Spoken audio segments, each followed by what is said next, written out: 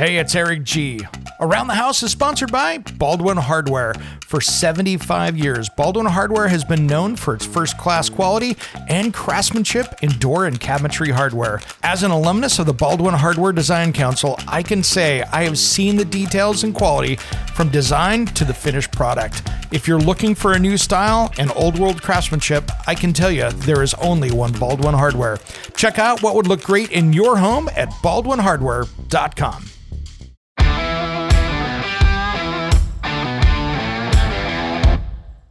It's Around the House. 2020, the International Trade Commission voted 5-0 in favor, essentially saying that the domestic cabinet industry had been materially injured as a result of unfair trade. And that includes companies dumping product at below market value and the People's Republic of China subsidizing the industry with 20 different subsidies. It includes a lot more than just labor that's very, very cheap, but also lots of other subsidies. And their MO, China's, is to go in at all costs, take over an industry, give it away.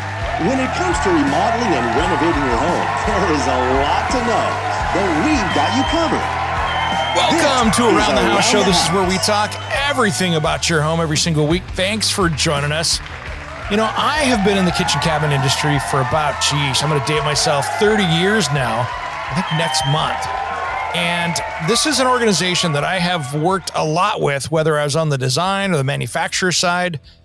And we're going to talk with the Kitchen Cabinet Manufacturers Association and Betsy Natz. Welcome to Around the House, Betsy. Well, thanks so much, Eric. It's a pleasure to be here. I want to just say thank you on behalf of the entire Kitchen Cabinet Manufacturers Association for giving us this opportunity to share a little bit about who we are. There is so much going on with you guys protecting the consumer and the cabinet manufacturers out there that are in everybody's neighborhood or around the corner. And you guys have been doing such a great job of fighting this battle on so many different fronts. Yes, we have. Indeed, and I'm happy to jump into our trade case if that's what you'd like me to do. Yeah, let's give just a little bit about what you guys do out there. And a lot of people will maybe go, is that sticker on the inside of my sink base cabinet? Yeah. So the Kitchen Cabinet Manufacturers Association was created almost 70 years ago by some real pioneers in the industry, many of whom you probably know, the Game family and the Wellborn family and the Marsh family. And then, of course, later on, you've got the Bells and, and so on and so forth. So not soon after the founding of the KCMA, those leaders in the industry on the board said, we need to make sure our cabinets stand the test of time. And so let's come up with a certification program that is as rigorous as it can possibly be. And if your company wants to participate, then you can certify into the program. And if you actually pass the rigorous certification testing, then you're allowed to carry our brand, our sticker on the inside of your basin kitchen cabinet, which is where it normally goes, which where most companies place it. You're allowed to carry our seal on all of your advertising, in your dealers, with your designers, and all the various other channels, big boxes, Lowe's and Depot, who always look for these seals.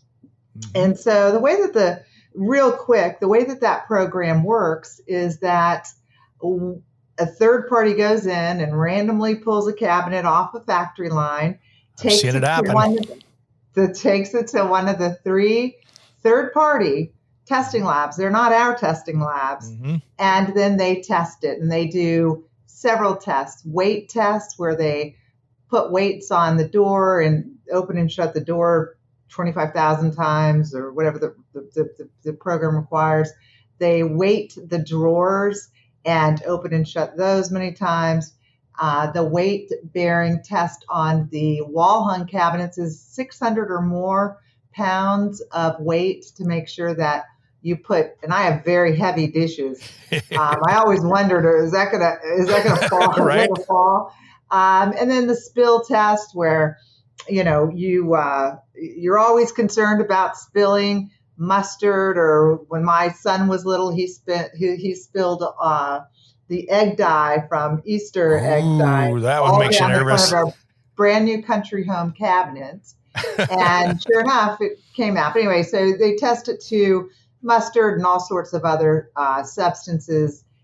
We have a heat and humidity test to make sure that if you're shipping cabinets from an arid place, say in the Gulf Coast of the U.S. up to somewhere, say in Minnesota, that the cabinets won't warp or expand. And as you know way more about wood than I do, it has unique properties that way.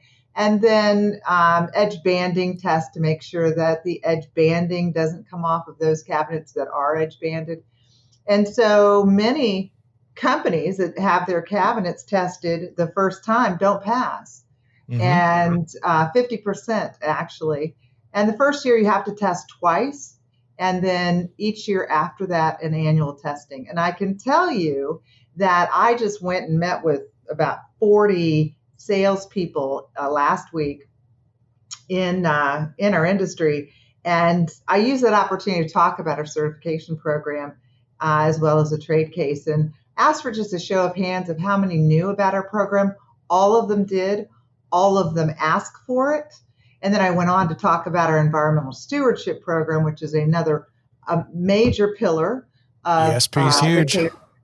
KCMA. And but on our certification program, we have just started over the past couple of months a major marketing effort that has reached now probably 600 different magazines and news outlets. Whether it be architects, specifiers, builders, designers, dealers, distributors, big box stores, retailers. And we're really making a new concerted effort to really, make sure that as people are picking their cabinets, especially right now as we're going into this serious economic downturn, mm-hmm.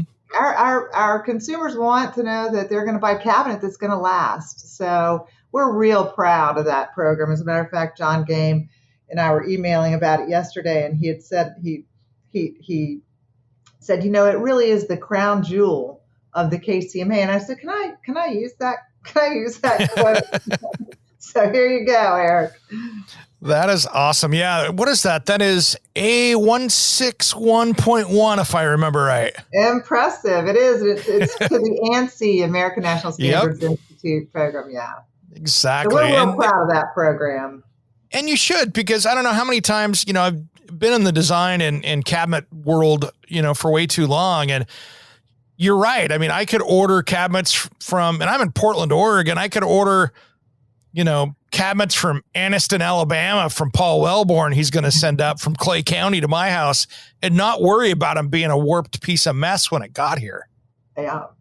And vice versa. You could order something from, out of your friends at Belmont or who ship it to a cold part of the country, or, so exactly.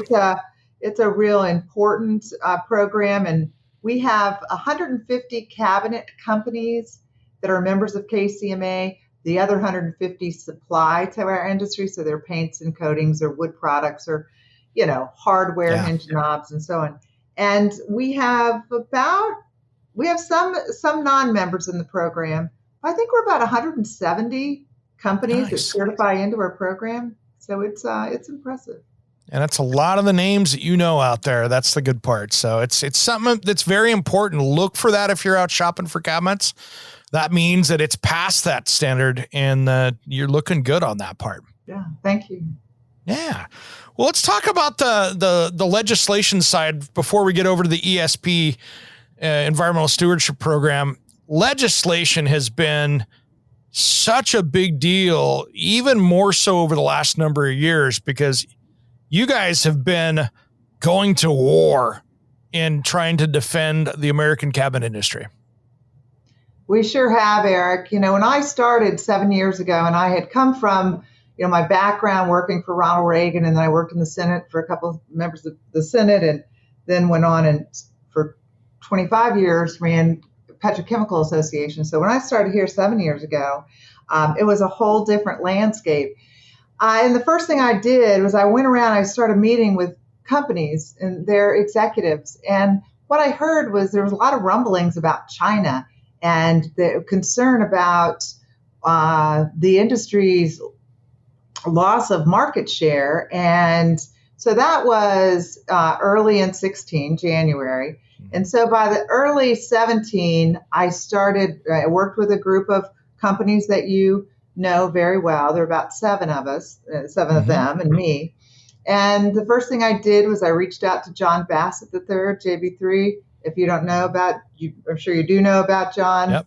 Read his book, Factory Man, went down to Galax, invited him to speak at our meeting in Ponte Vedra Beach earlier that year, started meeting with the Trump administration, Wilbur Ross and Peter Navarro and so on and so forth.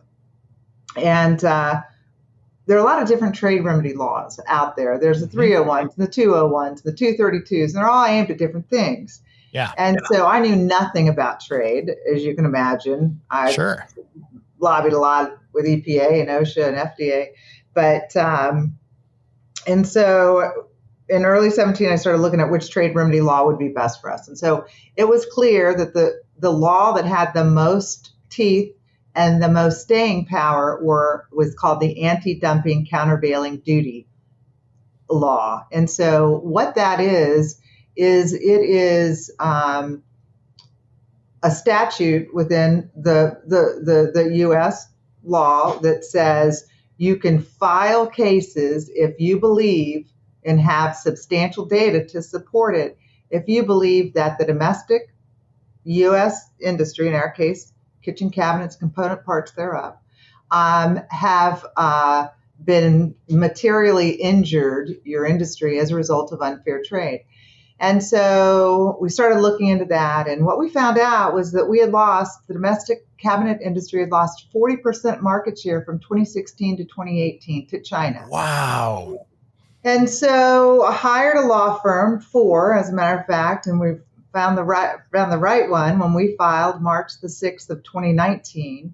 I will tell you that an industry has to practically be on life support, hanging by their fingernails before you can file, because you have to show that the previous 3 years, which they call the period of investigation, that there is not material, or that there is either a threat to injury or that the industry has actually been injured as a result of this unfair trade. So you file two petitions. You file one at the Department of Commerce and you file one at the International Trade Commission, and you have to win at both places.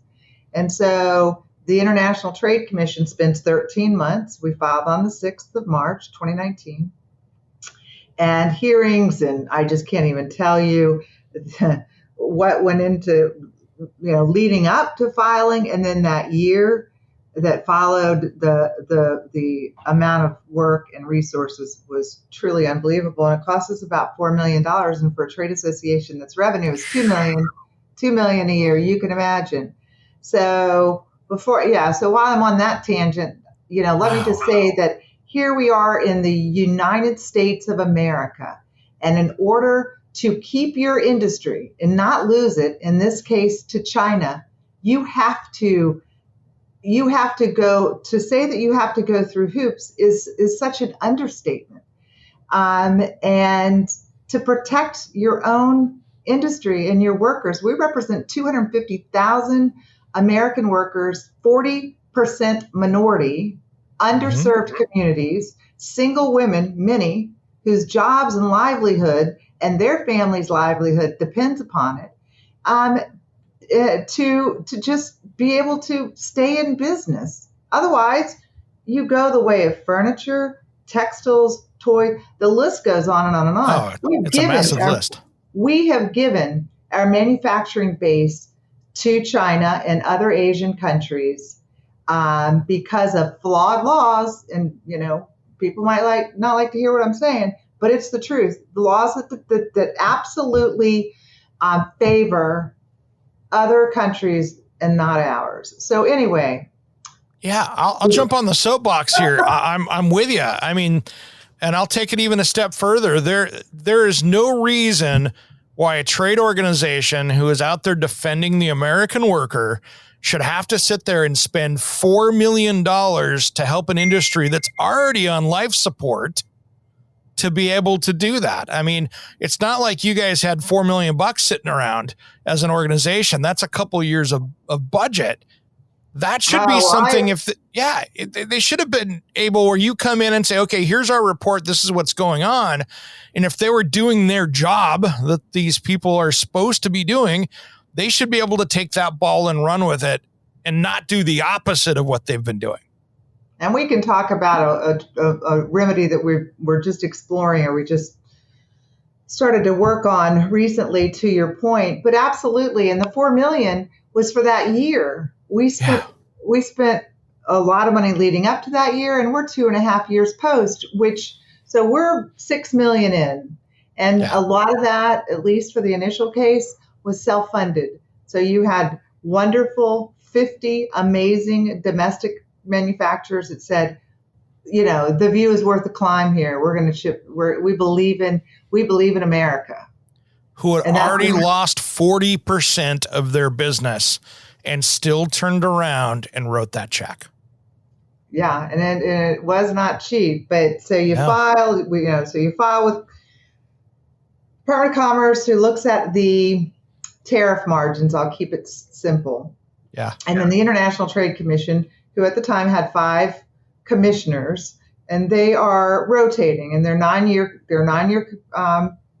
appointments. And so you had Biden, you had a Bush guy, you had a Trump guy, and maybe a couple Biden. Obama. Sorry. Yep. Obama. I get those confused sometimes. But anyway, and so in the end, in March of 2020, the International Trade Commission voted 5-0 in favor, essentially saying that the domestic cabinet industry had been materially injured as a result of unfair trade.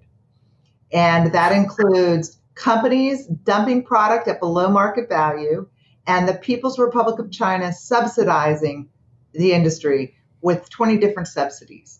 It includes a lot more than just labor that's very, very cheap, but also lots of other subsidies. And their MO, China's, is to go in at all cost, take over an industry, give it away. I mean, more than give it away. And then once you've taken over the industry, just jack up the prices. And so then at the Department of Commerce said,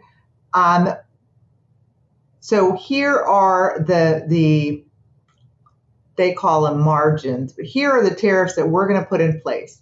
So they put in place for dumping 5% for a company called Ancientry, and then they applied total adverse facts available, the highest rate to Daly and Meissen at 262%.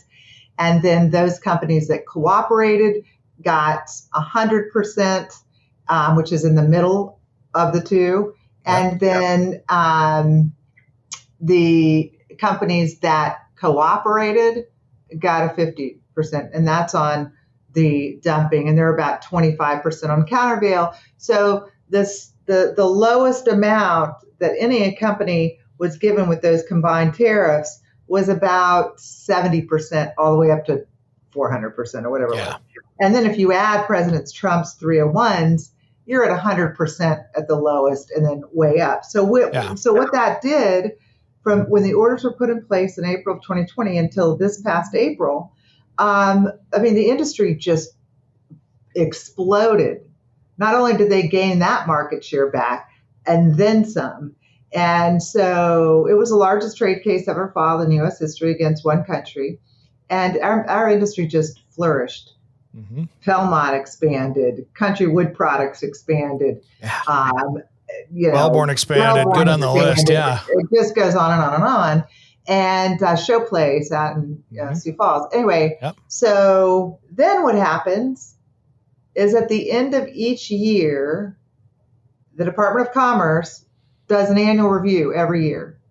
Right. So at the end of 2021, in April of 2021, they started this whole annual review process that takes a year. And so in April of this year, the Department of Commerce came out with its preliminary findings on the first annual review for all the companies that had filed a request to be reviewed. Long story short, Commerce gave one company a 0, QFuse Inu, and then applied total adverse facts available to Beauty Star at 251%. And then they said the 15 companies that cooperated, the 15 companies that they didn't look at, they're going to give a 022. What? And the way that the statute reads is really what you're supposed to do, or clearly the best option, is to take the company that got 0 and the one in this case that got 251, and you average. And so for those 15 other companies, they get 125. Yeah.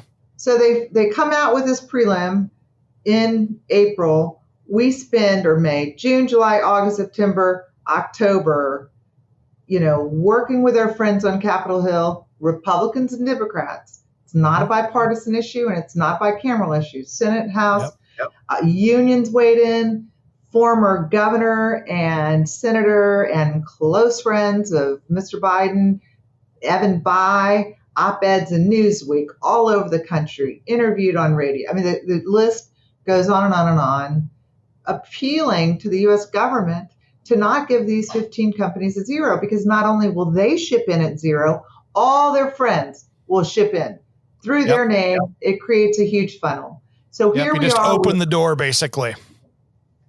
So here we spent all this time and effort and money. We finally got back to where we should have been, on our own soil, selling our own domestic product. And look, our companies will tell you, and you know this, Eric, they can compete all day long with Marsh, with Wellborn, with whomever, as long as there's a level playing field. And that's what it had always been. And you don't always win every bid or every house, kitchen. But, you know that you did it based on some small margin. Not when I went into the White House with a group of members, we took in 2 cabinets, one Chinese, one domestic, identical and not identical in finishes, wood inputs, slides, everything. Yeah. The Chinese cabinet was 100. The domestic cabinet was 300. You strip out labor. You can strip out material. You can't get to that price point. And so anyway, in their final determination, and this crushed the industry a week and a half ago, Commerce came out and said, we're going to side with China. We've made a decision to side with the People's Republic of China. Appalling. Really appalling. So, and, our industry is extremely concerned about it. And, so we look for the second annual. We could appeal, but appeals take a year, 2 or 3. But we're already in the second annual review. We could be in the, and then it's like the sloths are running the process, right? And then we get to look forward to the 5-year sunset review, which is a whole nother AD/CVD case. It's a whole nother petition process, which cost another $2 million. But anyway, so that's what's going on that front. But what happens, when you file, and we cut off China. China went from $4.5 billion to $60 million a year. Done. Yep. Until just wait till next month's trade data. It'll be different. But what's happened is we've seen the rest of the world, Vietnam, Malaysia, Indonesia, and Mexico in particular, go like this. So China's gone like this. They've gone like this. And so, we get tips and leads saying, we know that this company X is taking product and they're transshipping through a third country and they're shipping in. So we filed 5 EPA allegations to Customs and Border Protection, which is called, defined as the Enforcement and Protect Act. And so 4 have finalized. They take about 18 months and a lot of money. We won 3. We won 4. Yeah. 3 in the final preliminary, very solid cases. The Chinese appealed, and the higher ups at Customs and Border Protection overturned and went to favor China. And so we have we won one, but we just won that one, and so they could appeal that too. And what's crazy about these, and if you look at the first annual review, is that this is happening at the very highest levels of government. So it's the head of the ADCVD unit, which is a Biden appointee. Her boss is Secretary of Commerce, Raimondo. They were sent letters from their colleagues on the Hill and friends and so on and so forth. So this wasn't made at some bureaucrat level. Yeah, this is all appointed people that don't work in the industry, that don't do this typically from day to day. They're people that, hey, guess what I get to do for 4 years or 2 years or whatever their stint is in that position. Well, I can tell you this, by working in this town for 35 years or whatever it's been, and being a native, that the only administration that I've ever known to stand up to China was the Trump administration, the only one. And that means Democrats, Republicans, the whole shebang.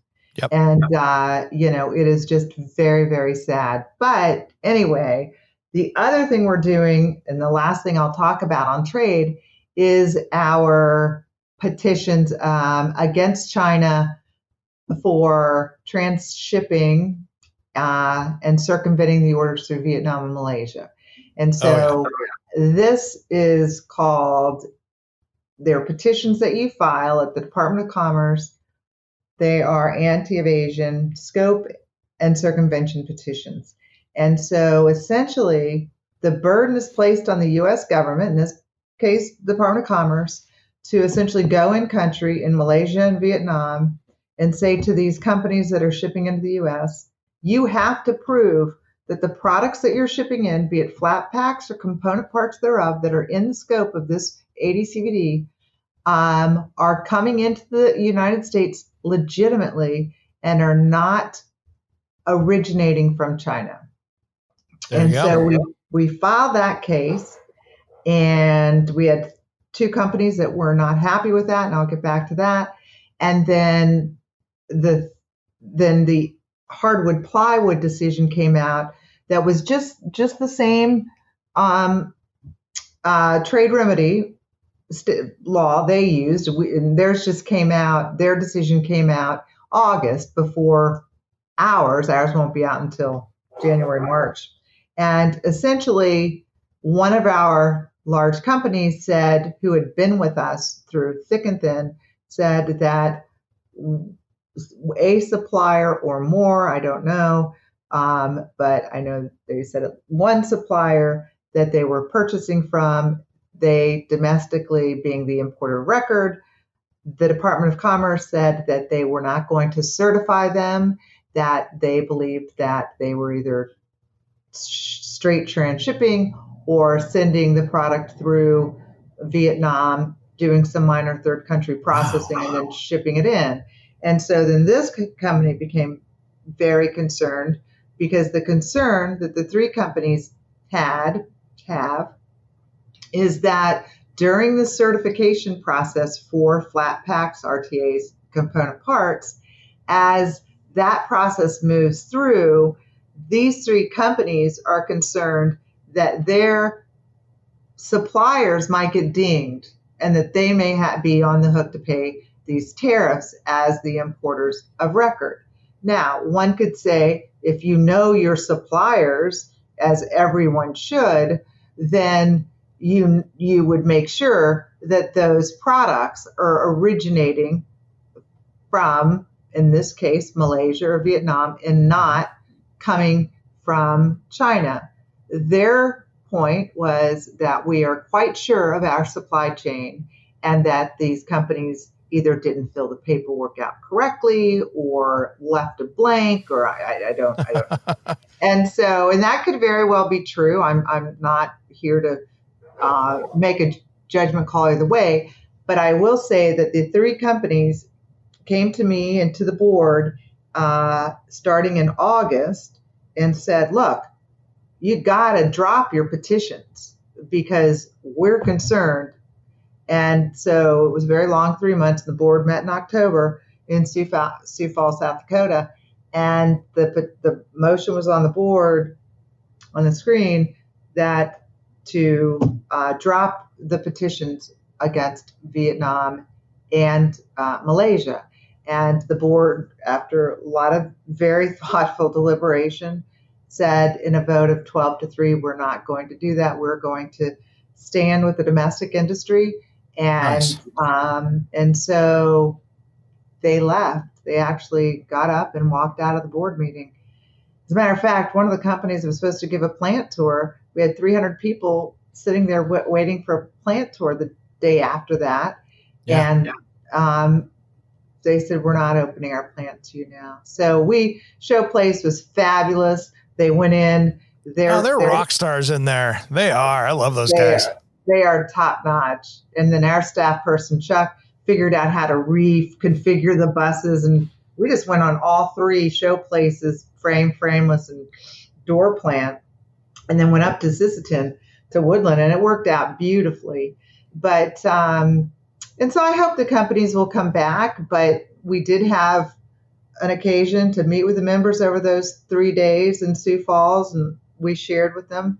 Perry Miller, the president of KCMA's board, and I shared with the membership what had happened, and the support from every member there was overwhelming. You did the right thing for the industry. Thank you for defending the industry. And so we'll see how it turns out in the end.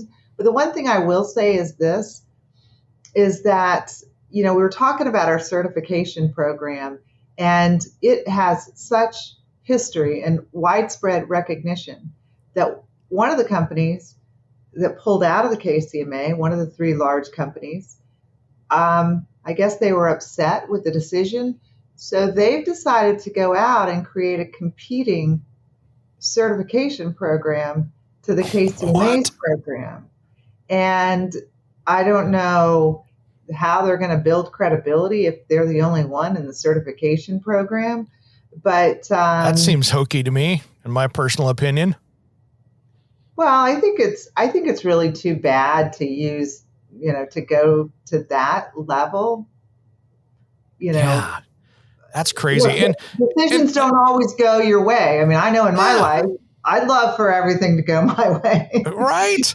Well, and in my opinion, and this is not a KCMA opinion, so I want to make really clear what I'm saying here, is those companies that bailed, I've worked with some of them before, and they were bringing in a lot of parts from overseas that they were assembling here in the U.S. So where the other members were taking parts in, they were cutting them in-house.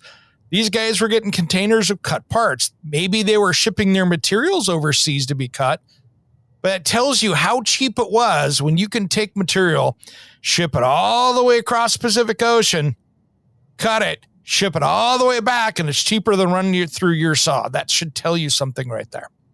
So, and this, having been in the industry so much longer than I have, but assembly is 5% of the cost of the cabinet. All the value add, they're taking over these, not just pointing to these companies, but all the value add when you're doing that is taking place. We're giving all that money, all those jobs to another country. They come in here, and then, it's just assembling stock cabinetry is what it is. And we have seen huge, if you've just watched the news, industry news, that a lot of these companies are moving towards stock cabinetry. Yeah.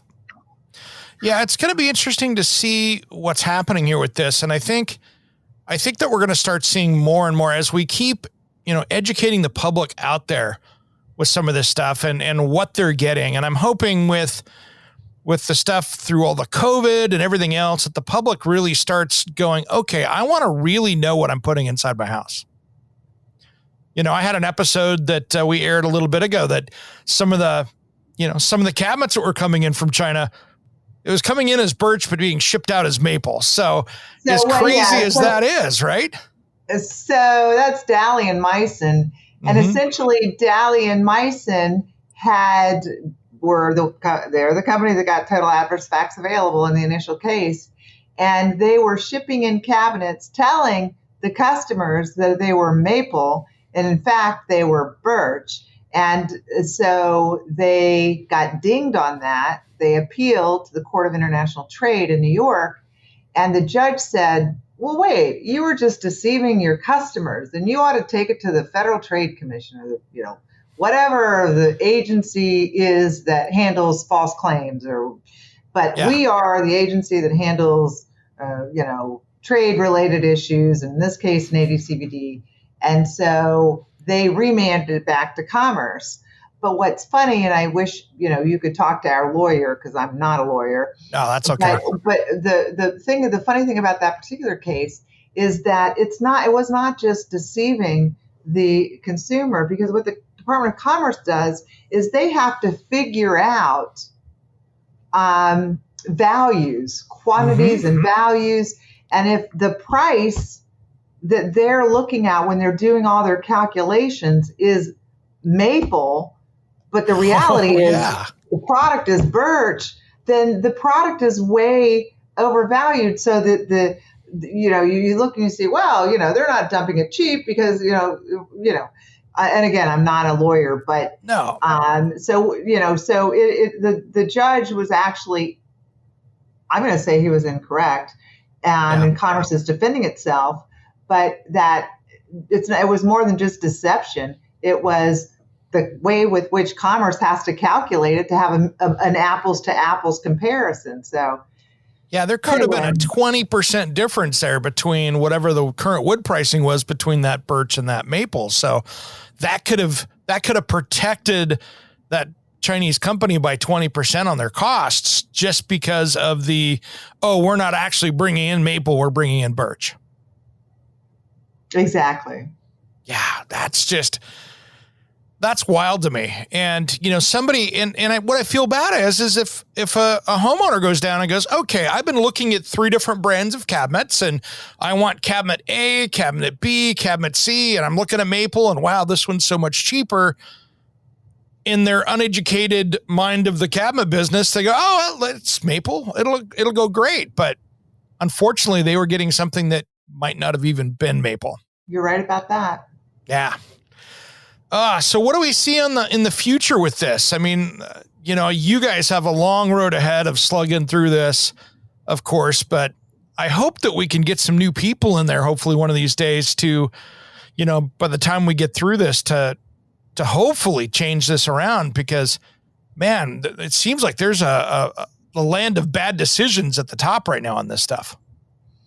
Well, I agree with you. I think that, and I don't know that it would lead anyone else to any other conclusion when you are favoring a regime like China over our own domestic industry, where we have 250,000 jobs and these jobs are in rural America. I mean, you take Wellborn Cabinets out of the mix, who are, close to Wellborn Forest and others right there. I mean, Clay County, rural Alabama. I don't even know. I think the closest place of employment is like Walmart, 45 minutes away. But what do these people do for jobs? And beyond that, you look at the tax base that creates. And just picking on Wellborn, they have daycare for their workers. Yep. They have a on-site wellness center with nurses and a doctor that comes in. They got a gym. They school have buses. It's crazy. Hot lunches. They provide transportation. I mean, it's not and these are not low-tech industries. These are, this again better than I do. The Wellborn's cafeteria is the largest food service in Clay County. Think about that. And that's true, because Paula told me that. I love her cooking. Oh, yeah. But so where do we go? I mean, sadly, we just have to keep slogging it out. And frankly, we're going to have to wait for a new administration, in my view. Yeah. Yeah, unfortunately. Well, let's jump into something more positive here, because I'm still bummed about that. But Environmental Stewardship Program, ESP. This is fun stuff. I remember when this first came out, because I was selling and designing cabinets a lot. I just stopped working at a manufacturer, and it was really cool to see a program because it was all over the board on what green was, right? And there was no program for it. So Chuck Arnold, who's our vice president of standards and certification, is much better versed in both of these programs than I do. Sure. He lives and breathes it every day. So that you're right. It was first launched in 2006. So that's 17 years. Jeez. And the way that it works is it's a point system, and be it environmental regulations or energy or recycling or community involvement. And I don't have the various I don't have the point structure in front of me. But there's a possible 110 points, and if you can get 80, then you can carry our seal.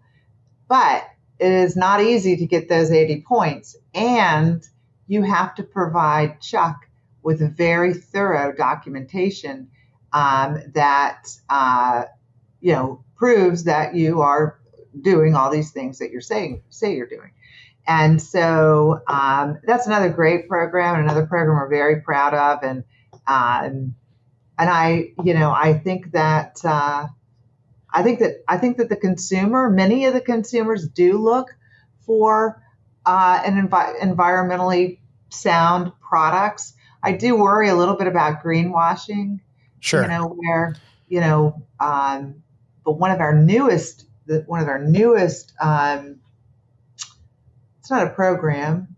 We hired a firm who is very credible in the field of carbon.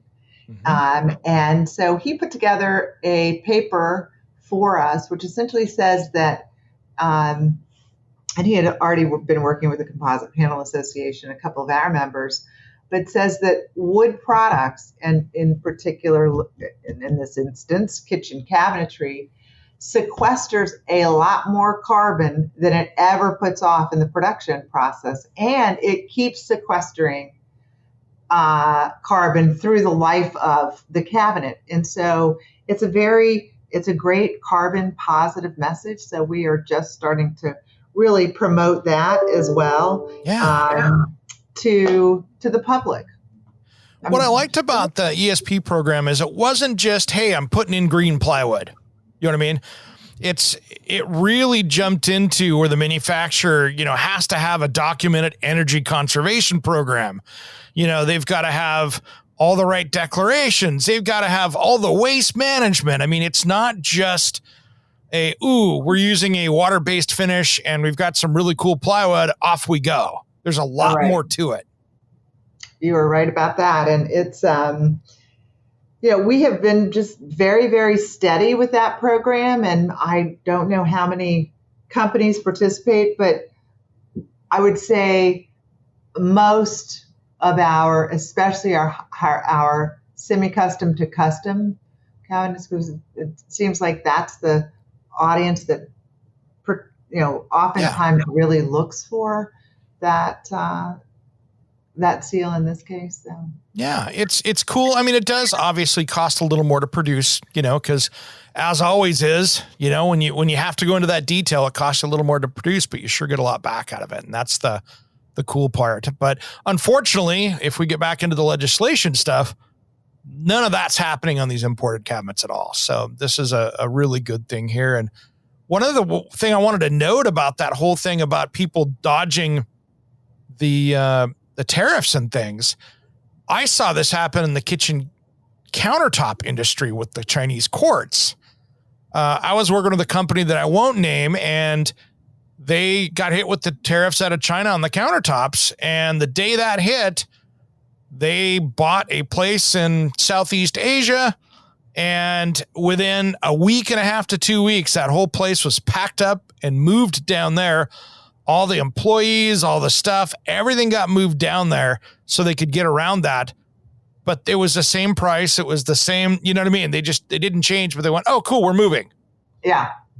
So our friend who I've met with a couple of times, Marty Davis, CEO of Cambria, is, as you know, the person that filed that case. Initially, It was China, then it went on to India and Turkey and some others filings. But Luke Meisner, who is our attorney with Shagrin Associates, is their attorney as well. As a matter of fact, that's how I got to know Luke, was through Marty Davis. And they've been very, very successful in fighting back unfair trade. And so I'm so happy to hear that. And a lot of our companies, when you go into their showroom, it might be, I have to start picking on another company. It might be Dura Supreme. Yep. And I'm not saying that they do this or not because I can't remember, but in their showroom, they'll have their cabinets with all the Cambria samples. Yep. And I've seen that in a lot of places. So it's been I think there's a great partnership there where they are buy American. And, the unfortunate thing, and I it just drives me crazy all the time, is you go onto Amazon and you cannot find the country of origin until the product hits your steps. Yeah. And so there was very serious country of origin legislation, which I was very supportive of, mm-hmm. which would require these online outlets to show and clearly indicate where the product was made. Well, you've got a very large retail lobby in Washington, maybe the largest. I was going to say it's huge. So it's the Walmarts and the Amazons and the big ones, and they fought vigorously against country of origin legislation. So it's just gone. Yeah. And I will say this, and this is, again, me speaking, not KCMA speaking. So if you walk into a home center right now and you look at the cabinet brands that are in most of the two big box retailers out there, and if you look around at those cabinet companies, their entry-level, mid-grade cabinet stuff, a lot of that stuff is not machined in the U.S. That's the stuff I'm talking about that's coming in containers, and they're going down the assembly line and go in that direction. So for our consumers out there, that's where that is. I agree with you again. So I just want to educate the consumers out there, because there are so many great American cabinet companies that are lots of great people. They treat their employees so well. I mean, I can tell you so many people that I've talked to in the cabinet industry that are in there on the assembly line that are putting stuff together every week.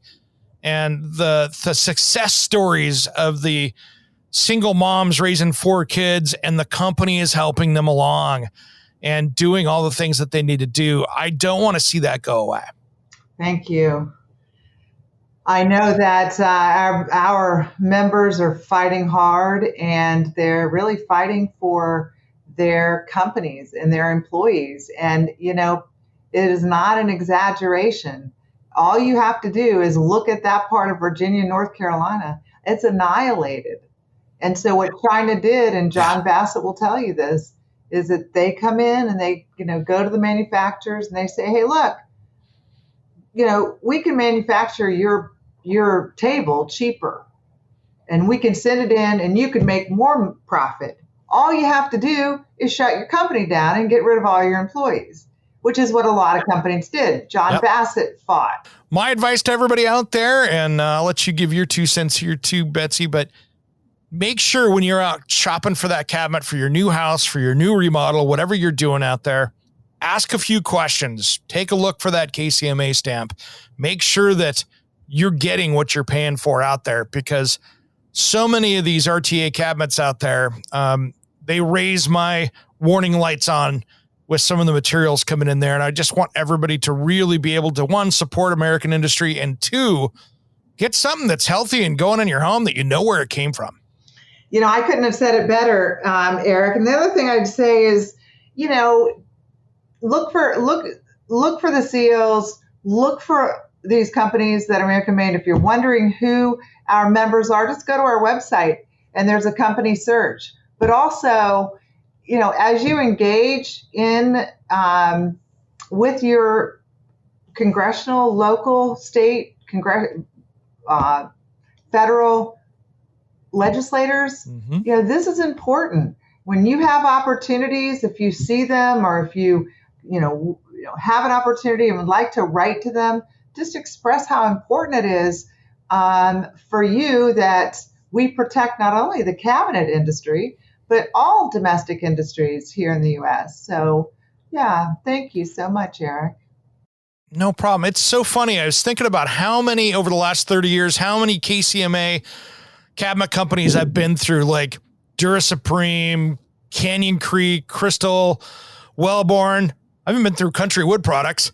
Belmont, I was on their executive committee for a while. So the list goes on and on. Crystal I've worked Kitchen with. Compact? Have you been to Kitchen Compact? Showplace. Yep, exactly. It's funny. I mean, I used to go on the pheasant hunts with Dura Supreme. They'd fly us out and do that. So, yep. Yeah, we did one. We have some funny pictures we could show you. Did a hunt with Showplace back not too long ago. But they're a wonderful group of members. And the large majority of this industry really are family-owned, family-operated, multi-generation companies who, who not only their livelihoods depend on this industry surviving, but all their employees. You look at some of these companies, they employ 700, 1,000, 1,500 employees or more. Yeah. I'll tell you one quick story before we go that was interesting. And I was at the Kitchen and Bath show one year, and I was literally standing in the Wellborn booth talking with Paul Wellborn and his kids, and Angela and them were there, hanging out right at the beginning of the show. And one of the security guards comes up and says, "Mr. Wellborn, notice this?" And he goes, "Yeah, that's our big, huge, thick idea book," because it had their picture on the back.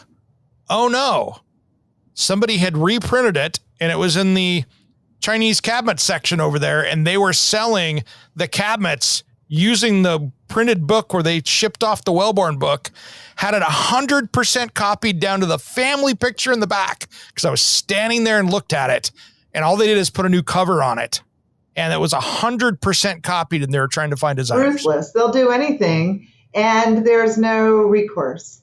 Yep. It's just out of control. Betsy, thank you for all you do for the cabinet industry and the American workers out there. You and the KCMA, great to sit down and talk to you. Thank you so much. We appreciate it. And again, thanks for having us. And if you ever want to bring myself back or one of our members, let me know. We'd be happy to do that, Eric. Thank you for the time. We'll do it again. I'm Eric G., and you've been listening to Around the House. Undiscovered, anywhere beyond the mean. Life is a love song, let's be lovers. We're all over the radio. Take my hand, I know where to go. All over the radio with you. Hey, it's Eric G. from Around the House. Are you planning a decking or siding project this year? If you are, you've got to check out my friends at Millboard. Millboard is a completely different kind of composite decking and cladding that enhances outdoor spaces with enduring distinction. Hand-molded from the finest oak, it realistically mimics the natural grain and color of premium hardwood. If you're looking for something that doesn't look like plastic and instead real wood, check out millboard.com. Make sure and check out that interview we did just a few weeks back. That's millboard.com.